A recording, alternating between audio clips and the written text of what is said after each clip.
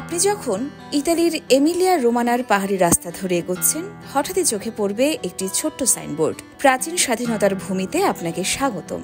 না, এখানে কোনো চেকপোস্ট নেই পাসপোর্ট দেখানোর দরকারও, কারণ আপনি তখন পৌঁছে গেছেন সান মারিনোতে। এখানে মনে হয় সময় থেমে গেছে। তিতানোর পথ ধরে ওপরে উঠতে উঠতে প্রতিটি বাঁকে ধরা দেয় ইতিহাস, জানালায় উকি দেয় শতাব্দীর পুরনো কাহিনী। এ যেন বইয়ের বাইরের ইতিহাস, যা লেখা থাকে পাথরের দেয়ালে, সরু গলির মোড়ে আর মানুষের চোখে মুখে। অনেকেই ভাবেন সান মারিনো বুঝি ইতালিরই কোনো শহর, ভাষা, খাবার, আবহাওয়া সবই তো সেরকম, কিন্তু না, এটা একটা পুরোপুরি স্বাধীন দেশ। মাত্র 61 বর্গ কিলোমিটারের ছোট্ট এ রাষ্ট্রে বাস করেন প্রায় 34,000 সাবমারিনেসি। তাদের বলবেন ইতালিয়ান, সাবধান, হয় অভিমান করবে, না হয় একটু রেগে যাবেন।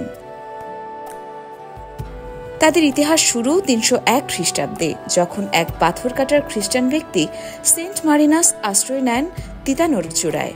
সেখান থেকেই শুরু এই দেশের, যার নাম সান মারিনো। এখানে রয়েছে 2জন রাষ্ট্রপ্রধান, তাদের বলা হয় ক্যাপ্টেন রেজেন্ট। প্রতি 6 মাসে নতুন করে নির্বাচিত হন তারা, আর পুরো দেশটি বিভক্ত 9টি জেলায়, যাদের শাসন করেন 9 জন ক্যাপ্টেন। একটি ক্ষুদ্র দেশে এমন ভারসাম্যমূলক রাজনীতি সত্যি বিস্ময়কর। এই ছোট্ট দেশের প্রতিটি কোণে আছে প্রতীক, যেমন আকাশে উঠতে থাকা নীল সাদা পতাকা, যার মাঝে 3টি টাওয়ার, নিচে লেখা লিবার্টাস মানে স্বাধীনতা। আর গ্রীষ্ম যখন শুরু হয়, চেঞ্জ অফ দ্য গার্ড, তখন মনে হয় যেন আপনি ইতিহাসের মঞ্চে লাইভ কোনো নাটকে। এখানে খাবার মানে ইতিহাসের স্বাদ, হোক সেটি পিয়াদিনা বা সেই বিখ্যাত টর্টা ট্রিমন্টি, 3 পাহাড়ের প্রতীকী কেক। এক টুকরো খেলেই মনে হয় আপনি যেন তিতানো পর্বতের ইতিহাস গেলছেন। এখানে আছে স্ট্যাম্প এবং কয়েন মিউজিয়াম, ডাক টিকিট আর কয়েন। এগুলো শুধু ব্যবহারযোগ্য বস্তু নয়, এগুলো এক একটা ইতিহাস।